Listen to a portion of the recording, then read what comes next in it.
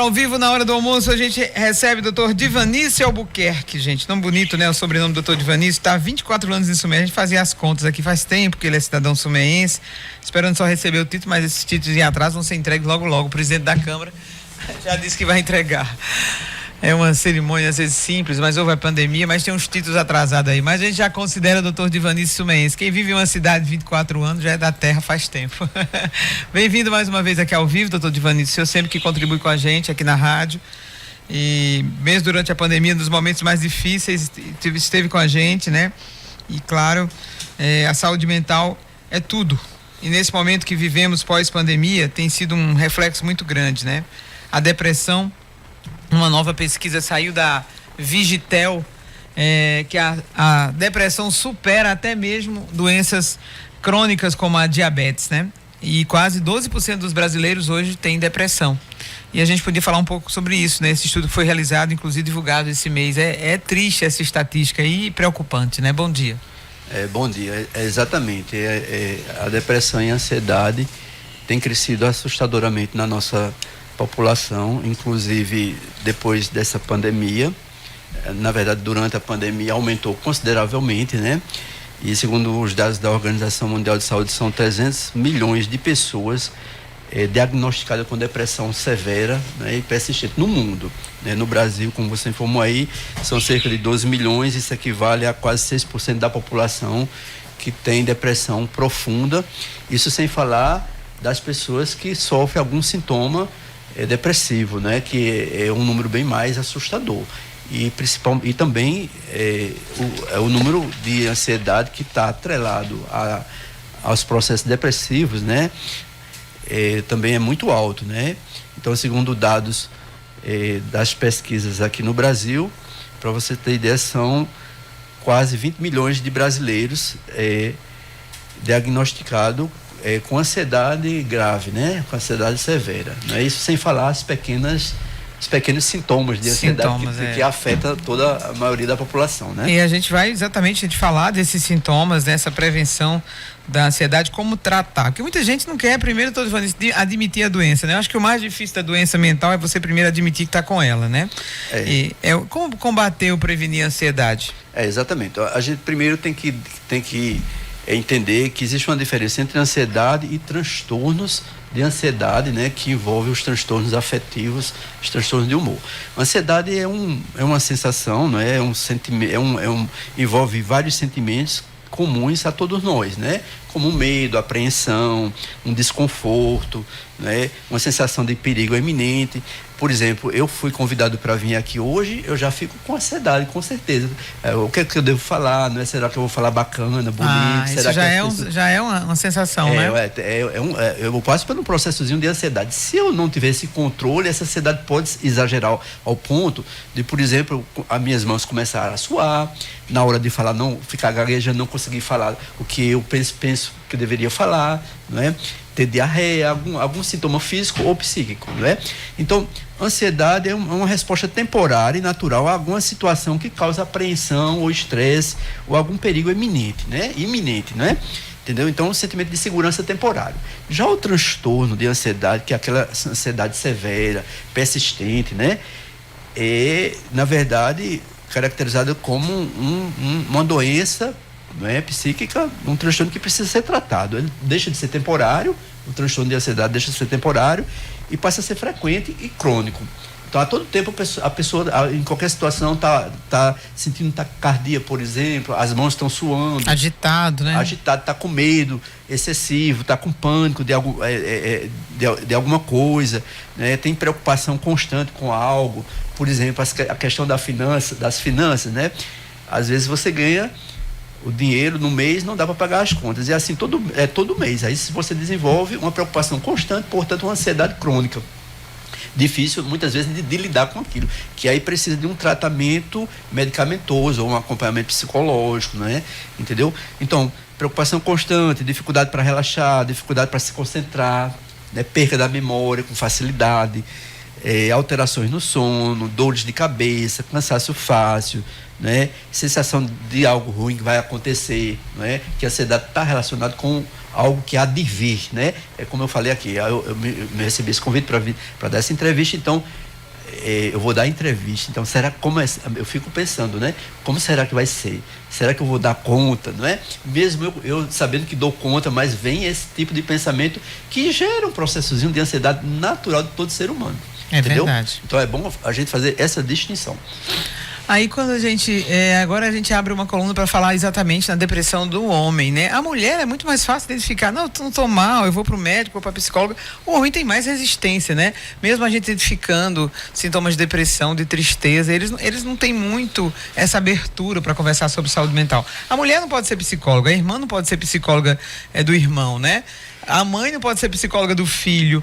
Os homens têm resistência a tratar as doenças mentais? Exatamente. O universo masculino tem uma maior dificuldade de lidar com os sentimentos e, portanto, de perceber os próprios sentimentos e de admiti-los. Quando envolve ansiedade, medo, algum sentimento que expresse, teoricamente, assim, entre aspas, uma certa fraqueza no homem, né? No homem, não é? Isso usando o termo da masculinidade tóxica, né?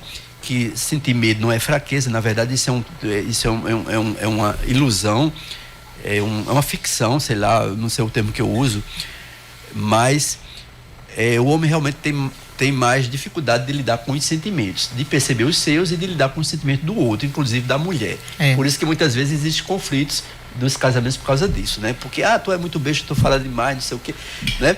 Entendeu? Os universos são diferentes. São diferentes. Então é preciso, isso vem da educação do universo masculino, né? Porque a criança nasce, muitas vezes, escutando, que o homem não tem medo, seja forte, né? Enfrente, pá. Então ele passa a não perceber, existe uma negação de certos sentimentos que para ele implica em perigo eminente, porque o homem tem que enfrentar o perigo, ou a tensão, né? Ou o desconforto geral. Ou não pode ser fraco, né? Porque o homem tem que ser forte, né? Exatamente. O homem não chora, é aquela história. Exatamente, esse seria o termo mais acertado. Não pode ser fraco. Então, ele é todo potente, né? Todo onipotente, não é nem potente, é onipotente, é o poderoso, né?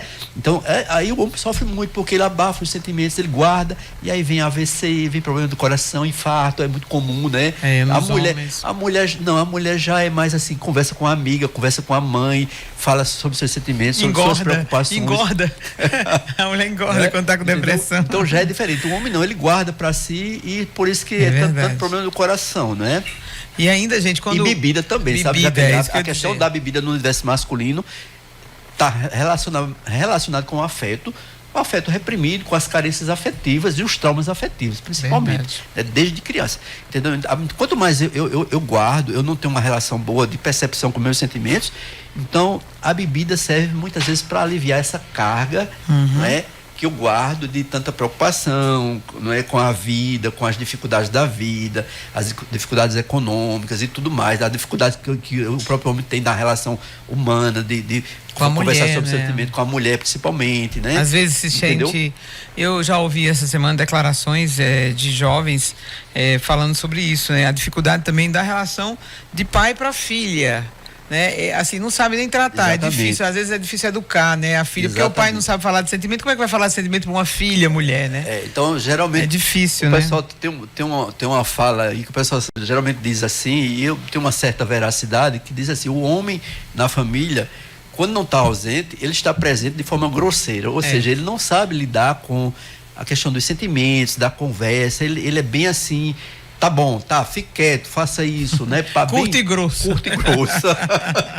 Né? Isso aí ele sofre muito por isso, sem saber, sem saber lidar com esse sofrimento psíquico, né? É da natureza, né, dele, né? Que acaba se complicando com o decorrer da vida, vai ficando mais velho, vai ficando mais complicado, né? Vai ficando embrutecido. Silencioso, amargurado, rancoroso, verdade. Né? Essas coisas desse tipo, né? Perceba, gente, o quanto é importante essa fala aqui, né? Não é Clube da Luluzinha, mas a gente está tratando de um caso bem interessante, né? São casos que acontecem e são narrativas muito frequentes. Agora,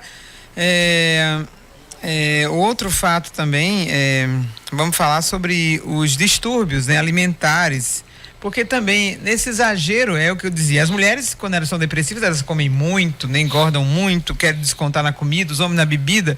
Está muito relacionado com a ansiedade? Exatamente, e principalmente nesse período que a gente ficou aí de 2 anos com essa esse medo exagerado devido a essa pandemia da Covid, né, onde as pessoas passaram por esse processo de confinamento, de medo de ser infectado, de infectar, de dificuldades financeiras. Então, aumentou também consideravelmente os distúrbios alimentares, né, que são condições, hábitos alimentares que afetam negativamente a saúde e está realmente relacionado com a ansiedade, né? Então, as pessoas, quando estão num processo de ansiedade mais ou menos grave, elas descontam em alguma coisa para aliviar essa ansiedade. É comer, é beber, enfim, alguma coisa que venha ou fumar muito. Quem fuma passa a fumar mais, dependendo do grau de ansiedade, não é? Então é bom a gente entender que existem alguns distúrbios alimentares básicos na nossa sociedade, né? Que é o quê? Primeiro, a anorexia, que é aquela dificuldade de comer, né? Isso está muito, às vezes, relacionado com a ansiedade para se manter um padrão estético, né?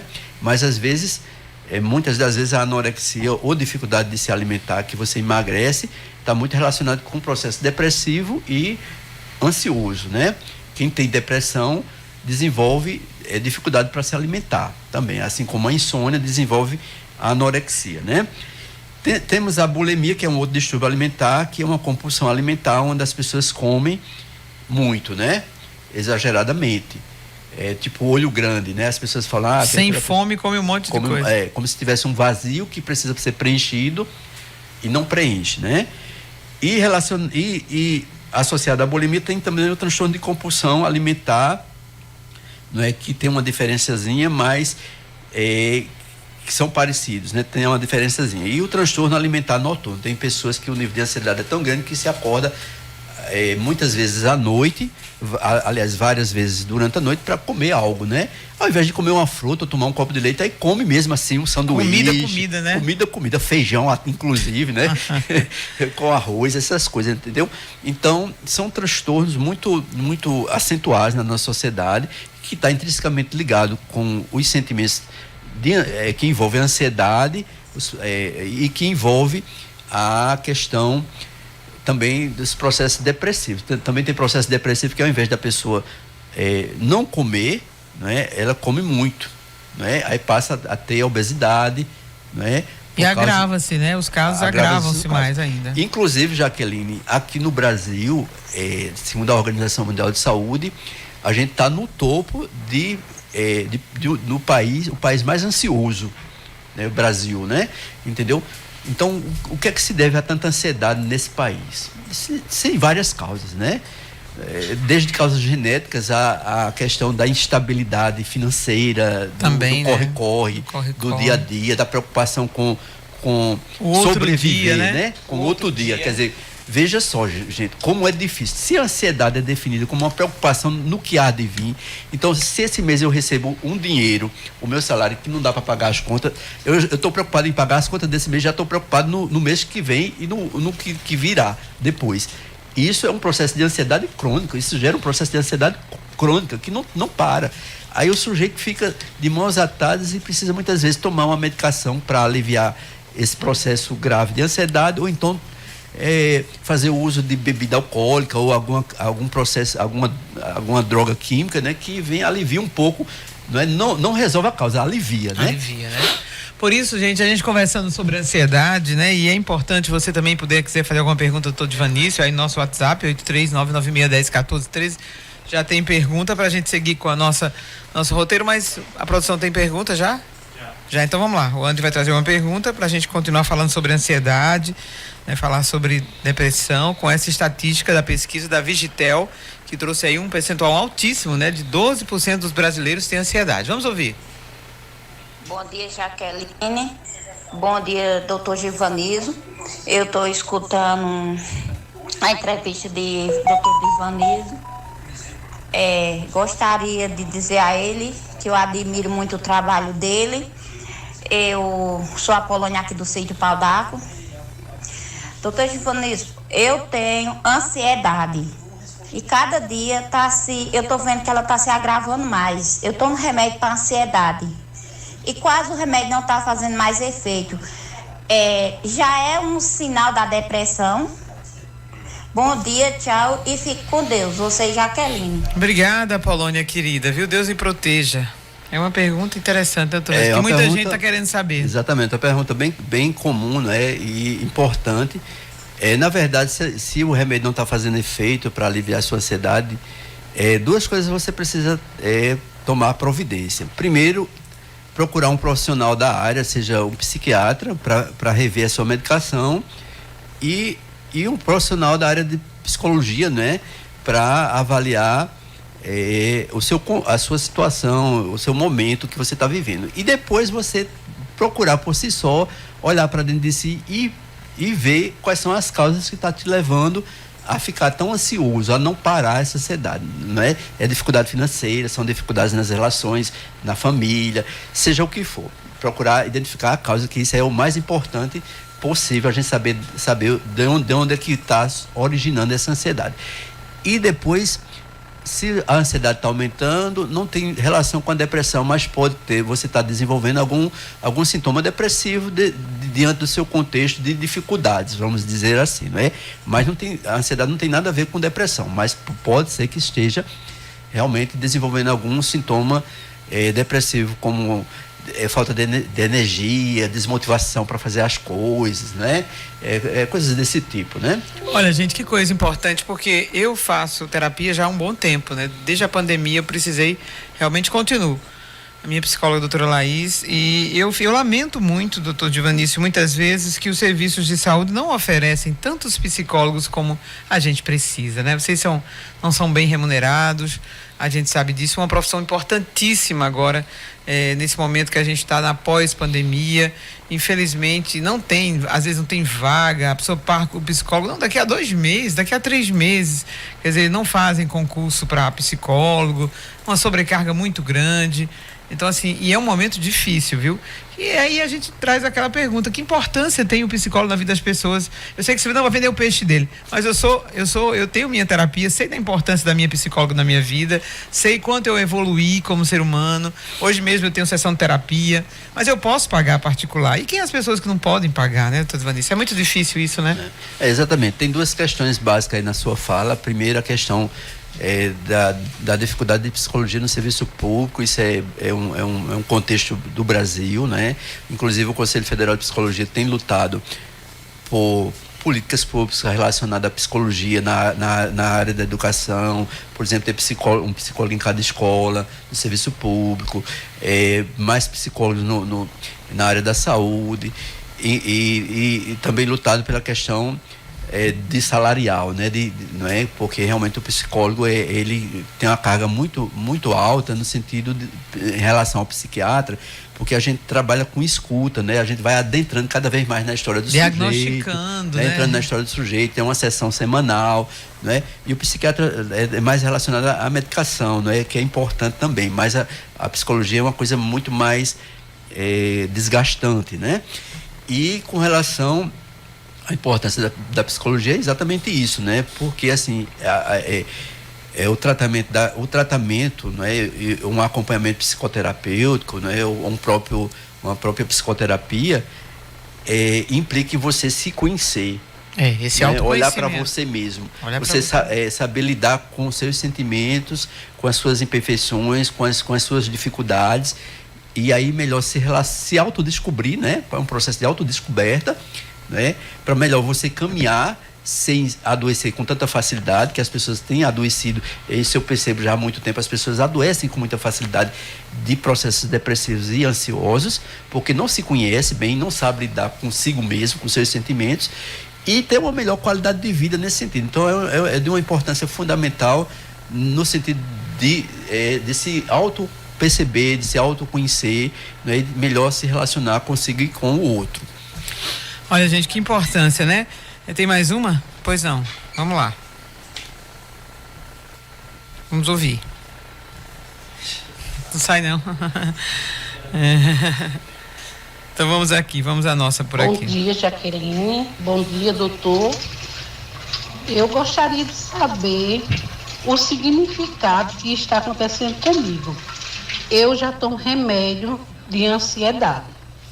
Aí agora Eu estou dormindo, aí me acordo com crise, uma batida muito forte no meu coração e uma dormência do lado do peito esquerdo. Aí dá aquele choque bem grande no meu corpo. Você acha que isso é devido à ansiedade ou não? Ok, veja só, todos esses sintomas aí que você colocou, exatamente, são sintomas de ansiedade, dormência, taquicardia, acordar assustada, né? De supetão, acordar de supetão ou assustada, tudo são sintomas de ansiedade. Então é como eu falei anteriormente para uma outra pessoa que ligou, que falou aqui, que nos perguntou aqui. Você deve procurar um profissional da área, né? Se já toma remédio, o remédio não está fazendo tanto efeito, procurar o médico do PSF, ele avalia, se for necessário encaminha para o psiquiatra, né? E com certeza procurar psicologia, né? Um serviço de psicologia para melhor avaliar e tratar dessa questão. Então, todos esses sintomas que a senhora colocou aí são sintomas bem peculiares da ansiedade e está relacionado com o estilo de vida que a gente vive, não é? O estilo de vida que a gente vive, as dificuldades que a gente enfrenta, que eu repito, dificuldades financeiras, dificuldades afetivas, principalmente, né? Essas duas, né? São as preocupações da vida, né? O excesso de preocupação. É o dinheiro e o amor, né? O dinheiro e o amor que andam de mãos dadas, né? Não existe amor sem dinheiro, já dizia alguém aí. Né? Então, minha gente, preocupação constante com alguma coisa, né? Falta de dinheiro, dificuldade financeira, ou quando se tem dinheiro demais, medo de ser roubado, né? Medo de ser roubado, é verdade. Ou perder a herança. É verdade. Entendeu? Então, uma preocupação constante com algo que não muda, aquela rotina, a rotina de vida, já que ele leva um processo de ansiedade tremendo e depressão, né? A mesma coisa todo dia. A mesma coisa todo dia. A dona de casa, aquele negócio de fazer almoço, preocupação se vai dar, a feira vai dar para chegar no final do mês, não sei o quê, cuidar de filho, preocupações mil, né? E isso, preocupação mil de forma constante, né? Todo que não dia. muda. Todo dia. Então, isso gera um adoecimento da alma, né? O sujeito começa a sofrer de ansiedades, de depressão, pânico, uma série de coisas que vai vindo, que você não sabe de onde vem. Aí quando para avaliar diante de um serviço de psicologia, diante de um profissional, você vê que é a tua vida, a tua rotina. Vocês perguntam logo, como é a sua rotina? É exatamente isso, esse desaceleramento que a gente tem que ter, né? Eu senhor falar sobre isso exatamente, você pergunta logo, como é a sua rotina? Como é seu dia? Você começa a narrar, me acordo 4h30 da manhã, o meu, né? Aí vou pra academia de 5, chego em casa de meio-dia, daqui a pouco tem que responder todos os telefonemas, aí volto não sei pra onde. Você não tem vida, né? Você só trabalha. Aí você diz como é. Tem que adoecer mesmo. Nós somos seres humanos, a nossa mente é uma coisa muito fina, né? Nós temos sentimentos, né? Então, quando a gente vive uma rotina grande, só trabalho, só preocupação, só tentando resolver os problemas que sempre vêm, né? E às vezes você quer resolver o seu e dos outros também, né? Exatamente. Então, fica difícil você ter uma qualidade de vida bacana, né? Quando você tem um pouquinho de dinheiro, você sai um pouquinho, faz uma viagem, vai numa praia, vai ali num show, assiste, dança um pouquinho, toma um drinkzinho, relaxa. Mas quando não tem, né? Quando não tem, aí a coisa piora, né? Os homens, eu já escutei uma frase assim, que os homens geralmente desenvolve pouca ansiedade num certo sentido, porque ele sai, vai jogar sua bola, sai com os amigos, vai beber, conversar besteira, falar da vida dos outros. A mulher não, fica dentro de casa resolvendo os problemas, os pepinos e os problemas da família, porque senão a família desanda, né? Entendeu? Aí desenvolve mais processo de ansiedade, provavelmente, né? Nesse sentido, do que os homens. Os homens guardam mais, mas de uma certa forma tem essa válvula de escape, né? Vai namorar escondido, né? Enquanto a mulher não pode nem fazer essas coisas. Pois é, entendeu? Então são questões do meu cotidiano, né? Então eu tenho que avaliar como é que é o meu cotidiano. Se eu vivo uma rotina só aquilo ali, só a mesma preocupação de sempre, as mesmas preocupações de sempre, a mesma rotina, eu não saio daquela rotina, eu não faço algo diferente, né? Às vezes não saio, não vou nem dar uma andada ali, às vezes você só sair de casa. Só arrodear a praça. E arrodear a praça, olhar, falar com um com o outro, isso já desopila, né? Fazer uma visita a uma amiga, tomar um café, conversar. Exatamente, já alivia, né? Já alivia. Entendeu? Mas tem gente não que fica ali enfornado dentro dos seus problemas, dentro das suas dificuldades, dentro das suas preocupações constantes, né? Que esse é a preocupação constante é um dos sintomas de ansiedade, né? E aí fica difícil, né? Você ter uma qualidade de vida boa. É verdade. E as mulheres sofrem muito com isso, que a nossa carga é muito grande, gente. Muitas responsabilidades, né? Mãe, mulher, dona de casa, profissional. Eu já disse aqui, em outra reencarnação eu quero nascer homem. Deus me livre. Já senti o peso já de ser mulher. Deus me proteja para que outra eu já tenha resolvido essa parada aí. Doutor Divanice, muitíssimo obrigado. Eu quero agradecer a sua participação aqui. A gente vai ver as perguntas da produção para falar sobre isso. Mas, gente, ó, quem puder ter um psicólogo, tenha, viu? Doutor Divanice atende também fora do horário, né? Do horário normal da prefeitura. O senhor tem atendimento particular? Eu tenho atendimento particular, fica ali na clínica de Graça, né, Sim, de Hostival. de Hostival. Quem quiser e puder, né? A gente tá ali atendendo. Não é só marcar, ir lá na clínica, falar com Graça, né? E a gente atende. E no SUS a gente tá aí, cheio de gente aí atendendo. É muita gente, né? Uma demanda problemas alta. difíceis, né? De ser tratado, mas a gente tá aí nessa luta, né?